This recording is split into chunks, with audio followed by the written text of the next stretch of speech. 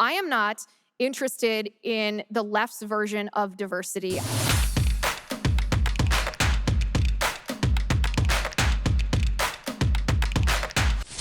As I'm looking at colleges and different schools, I'm noticing that a lot of them implement affirmative action and certain things, and they're picking, specifically picking students based on either sexuality or the color of their skin.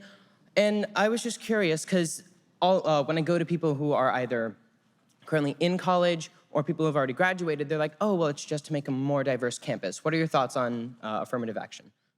Well, this is a really interesting question. So this is one of those issues that it's a timing issue, right? That different times in our country, there's been different needs for different policies, like unions, right? There was maybe an argument that unions were necessary at a certain time and that now unions are harmful and unnecessary. I think that's the same thing with affirmative action. I think, look at what's happening at Harvard, for example, where I think everyone on both sides of the aisle, actually, except for perhaps very radical leftists, agree that what's happening is racial discrimination against Asian Americans. Because in order to be accepted into some of these Ivy League schools, if you are Asian, you have to have an SAT score that's vastly superior to your white counterparts and your black counterparts and your Hispanic counterparts. And the same thing, if you're white, you have to have a test score superior to your black counterparts and your Hispanic counterparts. And I think that's very racist. I think that's discrimination. Now, if you're a private institution, a truly private institution, meaning you don't accept any research funding, any grants, any money from the taxpayer and the federal government,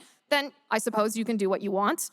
I wouldn't send my kid to a school that did that because I think that's racist and discriminatory, but it is racist. It goes back to the idea of what I was saying in the speech. It's equity. It's trying to achieve equal outcome when equal outcome requires discrimination. I am not interested in the left's version of diversity. I look at people for their mind, I look at people for their heart, and I look at people for their character. I don't care what color hair you have, I don't care what gender you are, I don't care what color skin you have. You should be accepted into a school, if that's what we're talking about, since you're talking about colleges, based on your academic achievements. Perhaps if you've had a really significant event in your life that has impacted you in a great way, that should be considered too. It doesn't have to be just SAT scores, but who you are as a person should factor into an admission into a school more than the color of your skin. Because if we reduce people to the color of our skin, we've been down that road in our country before and it's not pretty.